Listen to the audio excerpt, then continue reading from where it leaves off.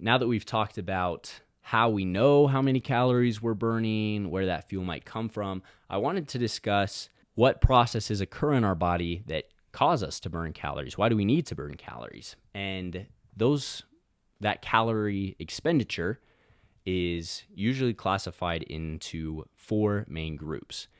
Now, as a whole, this is called your total daily energy expenditure. You'll see that written as TDEE. But it is composed of 4 groups. The first one being your basal metabolic rate, or your BMR. Now, your BMR is defined as the amount of calories you would burn in a day awake and fasted if you just sat around, laid around all day long. The reason you have to be fasted is because there's another category that has to do with digestion and food. But so we burn calories all the time. All the time, even when we're sleeping. It takes energy to do all sorts of things in our body. So for example, as our cells are replicating their DNA and dividing, that is going to take energy. As our body produces certain hormones and enzymes for various processes in our body, as our fingernails grow and our hair grows, and we, secrete saliva and mucus on, some of our membranes. And probably this is sounding gross now, and I apologize, but everything in our body takes calories and takes energy to do. And in fact, for the vast majority of people, the basal metabolic rate is going to be the majority of the calories that you burn in a day. In fact, it's common for the basal metabolic rate to account for about 60 to 70% of your total daily energy expenditure, your TDEE. Now, the next category of calories burned is your thermic effect of food, written as your TEF. This is the one that relates to our digestion. And the idea is just that when we digest food, it takes some energy to get that energy out of the food. And this thermic effect of food can relate to the mechanical churning and transportation of the food throughout our digestive system. It can be categorized by the production of certain digestive enzymes and compounds, chemicals, hormones even, in response to our eating and our satiety. All of these things, again, take energy. Now, the thermic effect of food is going to vary depending on what your diet is. The thermic effect of eating protein is actually about 20 to 30% of the calories that you get from eating that protein. For carbohydrates, it's about 5 to 10%. So again, if you ate 100 calories of carbohydrates because of that thermic effect of the food, you would really probably only get 95 or 90 calories out of that 100 calories of carbohydrates. And then the thermic effect of eating fats is 0 to 3%. So very, very low. It could even be none at all. Depending on the type of fat, if your body's ready to use it very rapidly, it does not burn very many calories to digest fat. Now, of course, like I said, the exact percentage of the thermic effect of food on your daily energy expenditure is going to depend on what you're eating. For most people, it comes out to about 5 to 10% of your energy expenditure. Now, your BMR and your TEF together are sometimes referred to as your resting metabolic rate.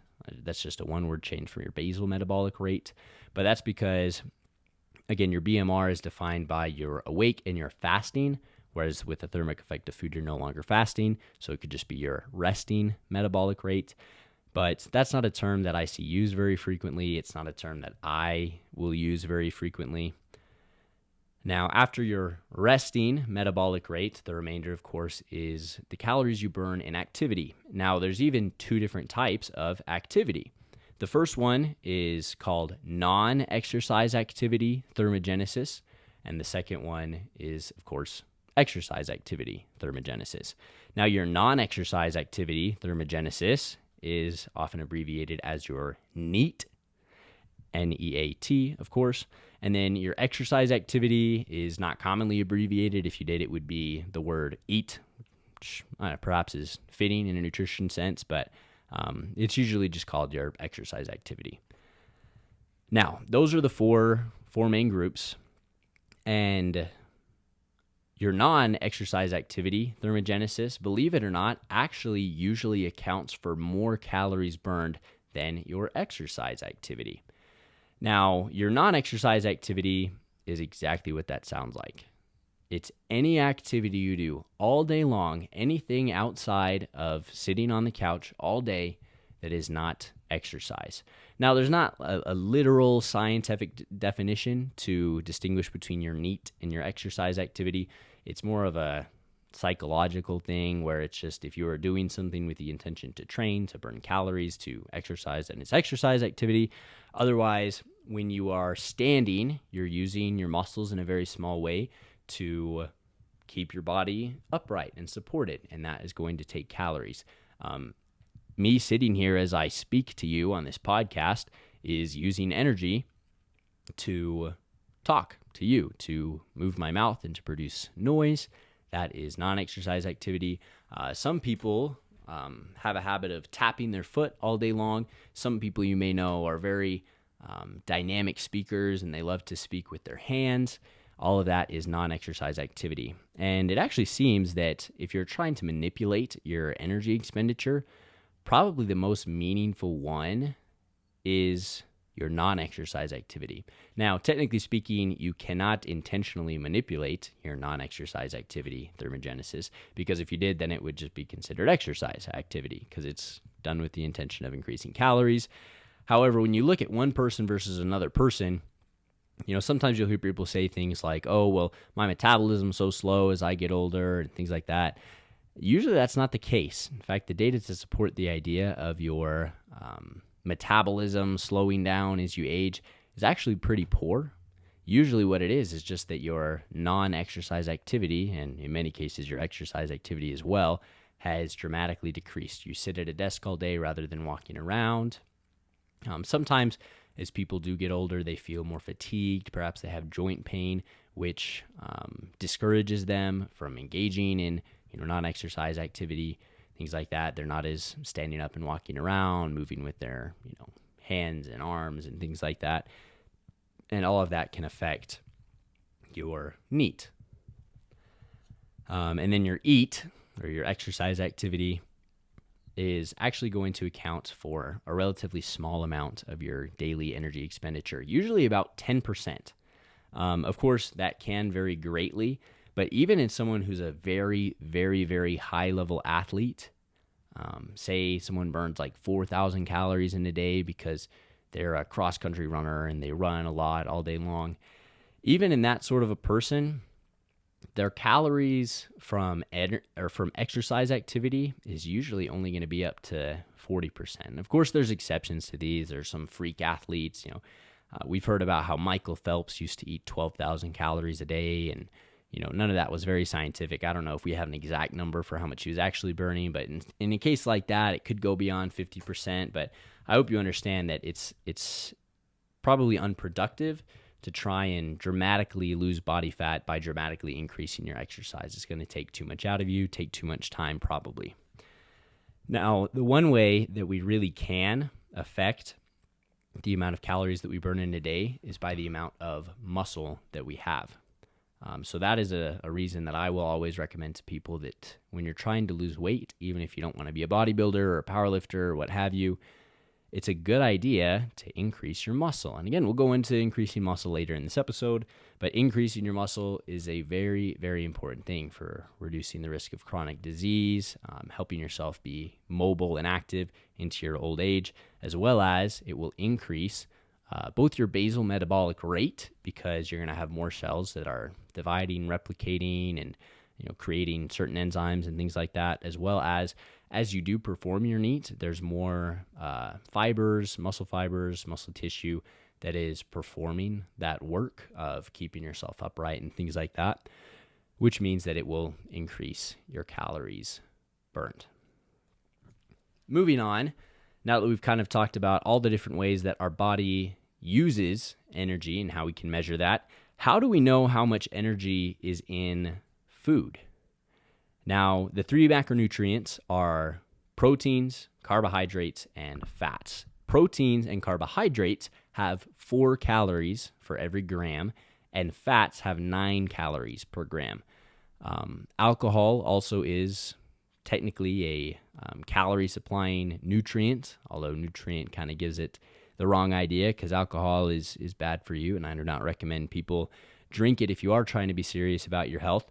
But 1 gram of alcohol, of course, many alcoholic beverages are mostly water. However, 1 gram of alcohol contains 7 calories per gram.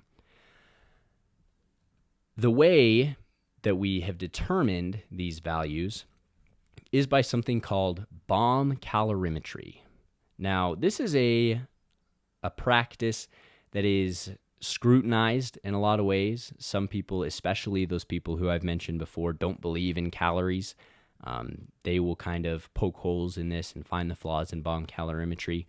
I'm not saying that bomb calorimetry is perfect, and I'll go into some of the flaws about it as well, but it is accurate. It really is accurate for the amount of energy stored in some foods. So basically, a bomb calorimeter is a little chamber. It's kind of like the direct calorimetry box that I've told you.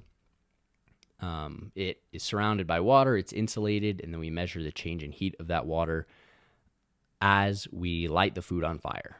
That's what you do. So if it was perhaps a wet food or something that doesn't burn, what you can do is put it in a freeze dryer to remove all of the water, and then you light it on fire. A food perhaps like bread or a potato chip might not need to be dehydrated at all because it is relatively dry and could be lit on fire exactly as is. And then as we light that food on fire in the bomb calorimeter, all of the energy within those bonds of the food will be released. We'll heat up the water, and we are able to understand how much energy measured by calories is in that food. It's a very, very cool process. Now, some of the limitations to it, however, are, for example, say we freeze-dried, perhaps like a piece of meat or something that was high in protein.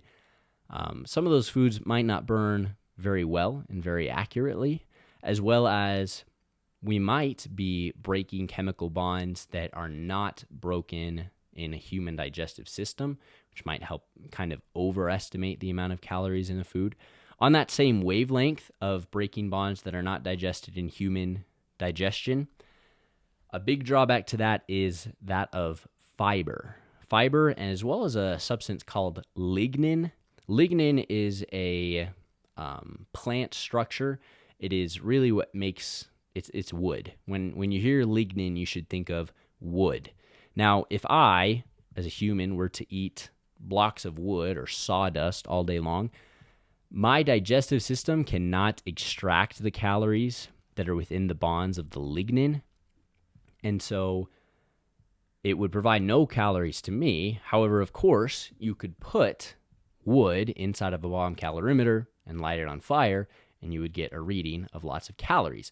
Now, for that same reason, charcoal has calories and uranium has calories. I've even seen funny videos, on Instagram or whatever, about people advertising certain bulking foods, and chicken has this many calories, ground beef have this many calories, peanut butter has this many calories, olive oil has this many calories. Of course, during a bulk, most people want high calorie foods, and then they go into uranium has 1 billion calories per gram, which is, again, technically true because all a calorie is a measure of energy, but that doesn't mean that we can get that energy out of it from eating wood or charcoal. Definitely not uranium. Lignin, by the way, can actually be found in some vegetables. Perhaps if you've ever purchased asparagus from the store, fresh asparagus, it's common to break off that bottom portion that's gotten very, very hard before you cook it. And the reason it's gotten very hard like that is because some of the starches have converted into lignin. Now, fiber is the same way. It's very, very, very good for us to eat fiber, and a lot of those benefits come from the fact that fiber is not digested, or at least not fully digested, depending on the type of fiber. It can help the gut microbiome in our large intestine. It helps those bacteria have a food source to ferment and grow and become healthier. It can also draw water into the stool and reduce risk of things like constipation and colon cancer. It can be very, very good for us, but of course, same as wood or lignin, if you put that into a bomb calorimeter, although our body does not extract calories from it, you would see a calorie reading in the bomb calorimeter. So again, with all that said, it's definitely not a perfect system, but it is a very cool tool, very cool to know about. Now, as a practical application, it is probably not very realistic for you to go to a lab and do exercise wearing a spirometer or inside of a direct calorimeter room, or again, very expensive to drink doubly labeled water. How can you find out how many calories per day you burn?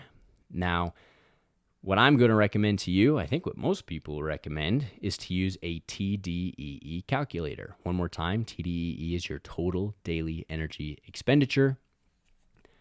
And a TDEE calculator is going to ask you for various things like your age, your height, and your weight. It's even more accurate if you know your body fat percentage, though I know a lot of people don't, because it will, we burn different amounts of calories depending on what portion of our weight is lean tissue versus fat tissue. But it will ask you for certain things like that, and then it will use something called the Mifflin-St. Jeor equation. And Mifflin and St. Jeor were two scientists, of course, who just created this equation. And they created this equation based off of the data that I've been describing to you. So they have collected a database from hundreds of labs and studies about all different levels of energy expenditure during exercise, during rest, for all sorts of people of different ages and heights and weights. And using those numbers in those databases, they've come up with an equation that is, in most people, about 10% margin of error. So pretty close, realistically, to what your energy expenditure is. Now, some people, especially myself as a coach or even just someone giving nutritional advice, I'll always recommend that somebody uses a TDEE calculator. And sometimes I get weird looks, or people think, well, I thought you were like a scientist. There's no way this is very accurate. It's just some online thing. And I understand those concerns completely. But again, it's based on real science and has been proven by that real science to be within a 10% margin of error. So again, like I said, this equation is going to use an energy multiplier based on your activity level. The most common one is called tdeecalculator.net. It's the one that I use. And the thing that I like about it is that you put in whatever you think your activity level is. It has like sedentary, lightly active, moderately active, heavily active. And so you can put in whatever, but then when it gives you your results, it doesn't just give you one number. It actually gives you what your activity or what your calories burned would be for each and every activity level possible. Now, if you do that and if you look at that, you might be surprised to know, or maybe if you trusted me, as I told you about our different ways to burn calories, the energy expenditure does not change much based on your activity level. It changes in meaningful ways, don't get me wrong, but usually it's about 1 to 2 to 300 calories per activity level, depending on your size. So perhaps say that you were lightly active, and then you increased to heavily active, which is a big jump, usually depending, of course, on your height and your weight, because these are multiplier values. But it's usually only going to be 3, 4, 5, maybe 600 calories, depending on your activity level. And so that's, of course, a relatively small fraction of your daily energy expenditure, which is just why I think it's a more useful tool for burning fat to restrict your diet, restrict your calories consumed. When we are trying to burn fat tissue, there are 3,500 calories of stored energy in 1 pound of adipose tissue. That's actually really cool, I think, because it's divisible by 7, which is 7 days in a week. So if we divide 3,500 by 7, we get 500 calories, which means you would need to eat in a 500 calorie deficit each day for, in the span of 1 week, to burn 1 pound of body fat off of your body, which is actually a decent rate. And for most people, it's the rate of fat loss that I recommend. You can lose up to 2 pounds per week of body fat, but it is going to be a lot more fatiguing and perhaps challenging for many people. So 500 calorie deficit each day is pretty recommendable for me. The exact amount of weight you can lose, of course, varies in very big ways depending on the person. Specifically, the more obese you are, perhaps I shouldn't use that word, it's a buzzword. The more body fat tissue that you have available to lose, the higher your body fat percentage is. The more weight you can lose, the more fat you can lose in a week or in any given amount of time, while not really experiencing negative side effects from that. So another guideline that is given in some cases is about 1% of your body weight. So that would mean if you are 150 pounds, pretty fast weight loss for you would be 1.5 pounds per week, because that is 1% of your body weight. Whereas if somebody weighs 400 pounds, realistically, they could lose about 3 or 4 pounds per week, 1% of their body weight, for a decent, maintainable weight loss. Again, usually you'll see for the most of the population about 1 to 2 pounds. Of course, that is a 500 to 1,000 calorie deficit each day. So I really don't recommend, unless it is 1% of your body weight, to go above that 2 pounds per week. I really don't. Just because you're going to run into territory of losing muscle and lean tissue, which is not favorable for your body composition. And really, it's just going to be hard. Really, it's kind of a crash diet. And I think a lot of people are not going to be able to stick to that for a very long time and end up seeing pretty poor results. Even at that 2 pound mark, depending on how much you eat in a day, for example, as we've talked about, some people burn about 2,000 calories. Usually that's going to be smaller individuals. Women, unfortunately, burn slightly less calories than men. But say you're a woman who burns 2,000 calories a day and you want to lose 2 pounds a week. That is half of your calories gone so that you can lose 2 pounds in a week. Now, again, if that 2 pounds a week is your 1% body weight, that's fine. But if it is your 1% body weight, it's probably not going to be half of your energy expenditure in a day. I admittedly will, sometimes when I'm trying to do an aggressive cut, get ready for perhaps summer or bodybuilding competition, I will try to lose 2 pounds a week. But as I am exercising in the gym, being active, getting my steps in, I burn about 3,000 calories in a day, which means if I have a deficit of 1,000 calories, then I still get to eat 2/3 of my energy expenditure, which is a lot more sustainable. But even for me, it can be very challenging.